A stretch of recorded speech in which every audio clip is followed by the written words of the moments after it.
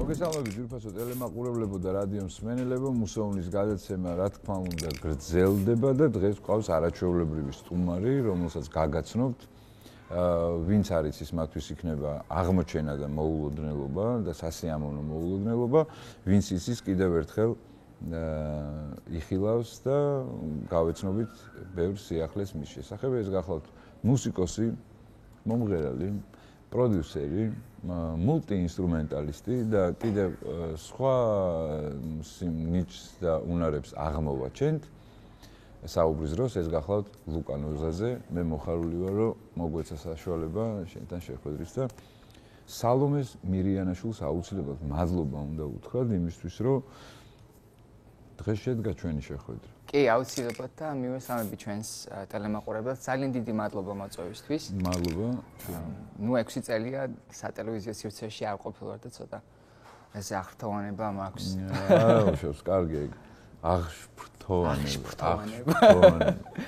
მოკლედ, საწყისები არის ყოველთვის მთავარი, საწყისებიდან იწყება ყველაფერი და შენი საწყისებიდან დავიწყოთ. როგორც ვიცი, მუსიკალური ოჯახი, დინასტიური მუსიკალური მემკვიდრეობა, რომელშიც შენ დაიბადე და რომელშიც მომწიფდი როგორც შემოქმედი და ასე შემდეგ, ასე შემდეგ.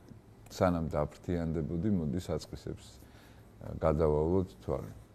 კი, ანუ ჩემს ოჯახში მუსიკას უტრიალებდა. ანუ ოჯახში ყველა მინიმუმ ერთ ინსტრუმენტზე უკრავს. ყველა მღერის და ანუ ესეთ გარემოში როდესაც ისდები შანსი არ გაქვს სხვა რამე გააკეთო ნუ თითქოს და არჩევანიც არ მქონდა რომ რამე სხვა ყოფილიყავი რაღაცა არ გიტოვებენ არ მიტოვებდნენ ანუ მუსიკოსი უნდა გამხდარიყავი კაცო როგორ მინდოდა ყოფილიყავი იურისტი მაგრამ არ დამიტოვეს არჩევანი აი მეც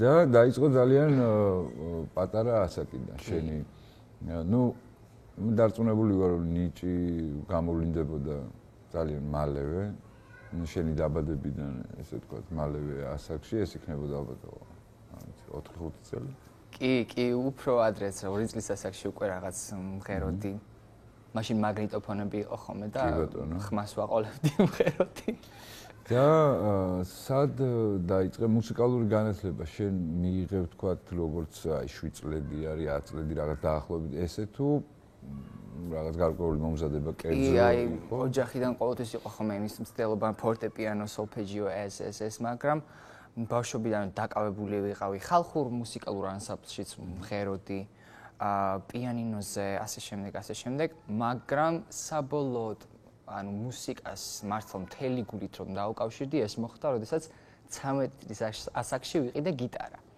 ანუ სულ ჩამოვშორდი ყველაფერს მანამდე რასაც ვაკეთებდი ის იყო პიანინო სოლფეჯიო ყველაფერს ჩამოვშორდი იმიტომ რომ აი კლასიკური მუსიკა მაინც და მაინც 12 წლის ბავშვისთვის და 6 წლის ბავშვისთვის არ იყო ის რაც ჩემთვის მუსიკა იყო უფრო სოფლიო პოპს მიუყვებოდი მაშინ უფრო ის მაინტერესებდა ხალხური ჩვენი ფოლკიც ძალიან მიყვარს არა ისე გონას რომ არ მიყვარს უბრალოდ აი მუსიკა ყოველთვის მინდოდა დამეწერა და აი გიტარა მომცა ამის საშუალება. და ნუ გიტარა როდესაც შევისწავლე, აქედან ნუ გაიხსნა, ნუ მე პიანინოც შემიყვარდა, მე სხვა ინსტრუმენტებიც ვისწავლე. მესმის ძალიან კარგად, იმიტომ რომ ფოლკლორულ ჯგუფში 1-2 წელი მეც მომიწია სიმღერა და ამ 2 წლის განმავლობაში წარმოგიდგენია პირველი ხმა ვიყავი, მეორე წელს გავხდი მეორე ხმა და როდესაც ხმა დამძიმდა და დაბოხდა დავანებითავენ. და აი ამ ყველაფრის შემდეგ უკვე მოდის უმაღლესი საგანმანათლებლო დაწესებულება, რომელიც იყო შენთვის სად? ეს იყო გერმანიაში ფრაიბურგის ჯაზის აკადემიაში შევისწავლე. ეს ჯაზის აკადემია ცალკე სასწავლებელია თუ რა? მუსიკალური აკადემია, ну, აქ ისწავლება ჯაზი, როკი, ყველაფერი, მაგრამ ჯაზზე იყო ძალიან დიდი ორიენტაცია, რადგან, ну, ალბათ იცით, შენ თუ კარგში არის იაბავინიცის, ну, თეორია, ყველაზე კომპლექსური თეორია მოყვება ჯაზს და აქედან, ну, უფრო ფართოდ გაიშალა მუსიკალური ჟანრები, უფრო მეტად აღმოაჩინე, რომელი მუსიკა მიყვარს, რომელი მუსიკა მინდა ვაკეთო და, ну, აქედან მართლა მომეცა იმის საშუალება არა მარტო შემესწავლა მუსიკა, არამედ შემექმნა ზუსტად ის მიმართულება, რაც ყოველთვის მინდოდა შემექმნა. აჰა. ჯაზ ფაკულტეტზე გაიარე თეორიული სწავლება და სამოღვაწეო არეალში შენ ჟანრი აირჩიე? საბოლოო ჯამში სამოღვაწეო მაინც ავირჩიე პოპი, მაგრამ როკი, პოპი და შეყვარებული ვარ, ძალიან შეყვარებული ვარ მოტაუნზე. აი, როგორი შეყვარებული ვერ აგიხსენებ. აი, მოტაუნი არის ჩემთვის მუსიკის ღმერთი. აი, ძალიან შეყვარებული. აი, მოტაუნი ესეთი მუსიკა ფილმი რო იწყება და აი ბედნიერი ფილმი რო იწყება რა, აი რაღაცა დილის მუსიკა. ზუსტად.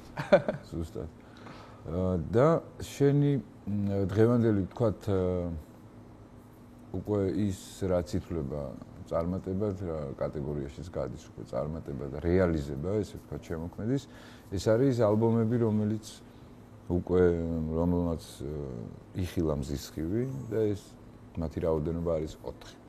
უნდა უთხრათ მაყურებელსაც და რადიო მსმენელებსაც, რომ ეს არის 4 ალბომი, რომელიც არის ყველგან, გადის ყველა მუსიკალურ და ესეთ პლატფორმაზე, სადაც კი ხელი მიგვიწვდება, ყველგან შეიძლება ამის მოსმენა და Spotify-ის მომხმარებლებს, ესე ვთქვათ, უნდა ურჩიოთ და რეკომენდაცია გაუწიოთ იმას და უთხრათ, რომ შენი შემოქმედება, ლუკა ნოზაძის შემოქმედება არის ძალიან თავისუფლად შეიძლება იქ მოისმინონ, ვინც არის ის. ეცეთ რა უყურებ ხოლმე stats ასე აწერია, საიდან გისმენენ და ძალიან მოიმატა ხან ამერიკაში მოღვაწეობ, ძალიან მოიმატა ჯორჯია, ატლანტა და ფლორიდას მსმენელმა, ანუ ამერიკულმა მსმენელმა მოიმატა. და იქ რო დავინახა ხოლმე ჯორჯია მიხარია, რომ ჯორჯია და აი ამერიკული ჯორჯია რა და ქართული ჯორჯია რა არ არის, მანდ რაღაცა ცოტა. მაგრამ აი მე ვფიქრობ, რომ ნელ-ნელა ეტაპობრივად მაინც ყველაფერი ისე ხდება. ჩვენ გვახსოვს ბავშვობა, გვახსოვს რა ეპოქაში და რა სივრცეში ვიყავით. მართალია ცოტათი ნელა ნაბიჯ, მაგრამ მაინც დიდი ოპტიმიზმი და იმედებით უყურებთ მომდევნო თაობას, მომავალს ზოგადად და აუცილებლად რაფინირებული იქნება ყველაფერი და დაალაგდება თავ-თავის ადგილას. ჩვენ უბრალოდ ეხლა ძალიან გვინდა, ეხლა უჩქარობთ, ეხლა რაღაც ამბავში ვართ, მაგრამ ეს პროცესი გარდაუვალია და ამიტომ ეს გარდაუვალობა გვაძლევს სიმშვიდეს. აუცილებლად. კეთანხმები 100%. ეხლა რაზე მუშაობ, რა პროექტი არის ისეთი, რომელზეც მუშაობ? ხო არ არის რამე ისეთი დაკავშირებული ქართველ არტისტებთან? თქვათ კოლაბორაციას გულისხმობ ან რაიმე თანამშრომლობა, ან თქვათ. ვინაიდან და რადგანაც მომეცა საშუალება, ძალიან კაი კითხვაა, ძალიან დიდი მადლობა ამ კითხვისთვის. ვინაიდან და რადგანაც მომეცა იმის საშუალება, რომ ახლა უფრო მეტად ვიკონტაქტო საქართველოსთან, უფრო მეტჯერ ჩამოვიდე. მომეცა იმის საშუალება ასევე, რომ დაუკავშირდე ჩემს მეგობრებს, რომელიც მუსიკის სფეროში არიან. ეს ნიშნავს ამათთვის მე გავაკეთო, დავწერო სიმღერა, მაჩუქო არანჟირება, ასე შემდეგ და ასე შემდეგ, ნუ კოლაბორაციები გაკეთდეს, ამის საშუალება გაჩნდა და ძალიან მიხარია. პირველი და მეორე, არსად არ მithქვამს ეს, მაგრამ მუშაობ ჩემს მეხუთე ალბომზე, ამას ერქმევა რომაული 5. და უკვე ერთი სიმღერა გამოშვებულია, ზუსტად წინა პარასკევს გამოშვი. შეიძლება ვენდეტათ აღიქواس ვიღაც. შეიძლება ვიღაცა. მშვიდობა ვი.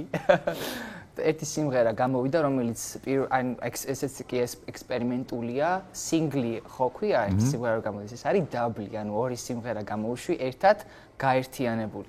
ამაზე Spotify შემჭამს, მაგრამ აი არ მაინტერესებს, მინდოდა რომ ორი სიმღერა გამოსულიყო ერთად და გადაბმულიყო როგორც რადიო. და ეს აქთან ხსნის რო ქართველი არტისტი ეს და ნუ ესეთი ექსპერიმენტული სადა after hour ქვია სიმღერას, ვისაც აინტერესებს after hour, ვისაც აინტერესებს შეუძლია მოისმინოს და ეს იქნება ამ ალბომის ნაწილი და როგორც კი ვახსენე, მოტაუნი ვახსენე, ძალიან მიყვარს როგორც გითხარი მოტაუნი და მინდა რომ ეს ელემენტები შემოვიყვანო ჩემს მუსიკაში. ასევე შიგნით იქნება ორი ქართული სიმღერა პირველად მეხუთე ალბომში, რომელსაც ძალიან დიდი ხანია წერდა.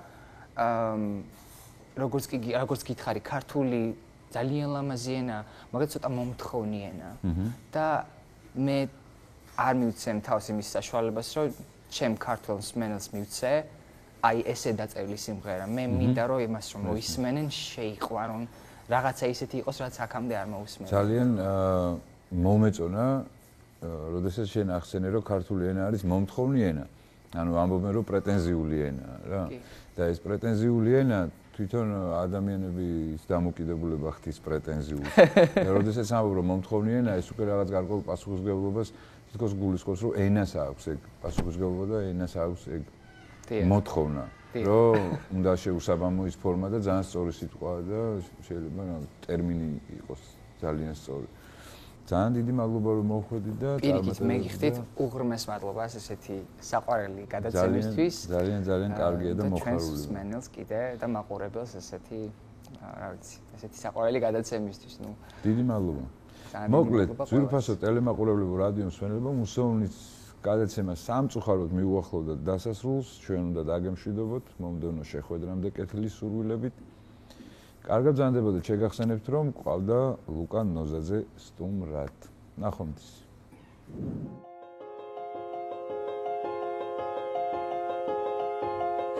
Like a bird, I just know you lead me to misery. A pantomime never stands a chance with your heart. You can stay one more day in this state of mystery.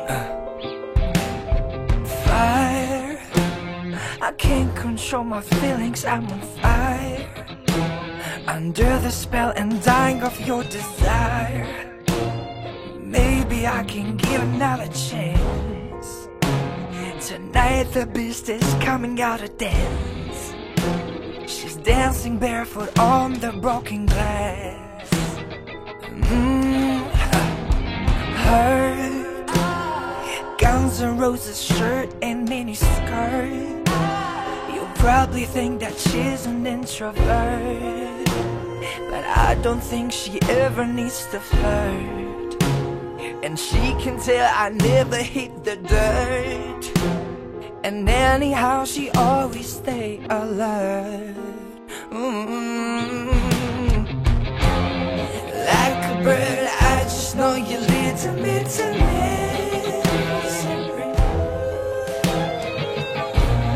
A pantomime never stands a chance with your heart.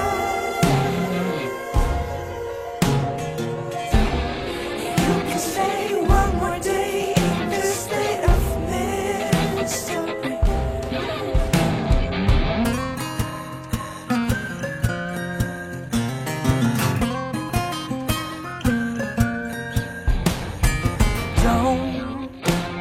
The level of the danger is unknown. She probably wants a family of her own, but all of her struggles will come to an end once she found that someone to depend. The future with the certainty is shown.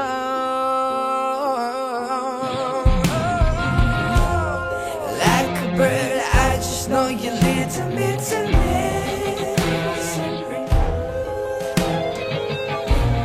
A pantomime never stands a chance with your heart. You can stay one more day in this state of mystery.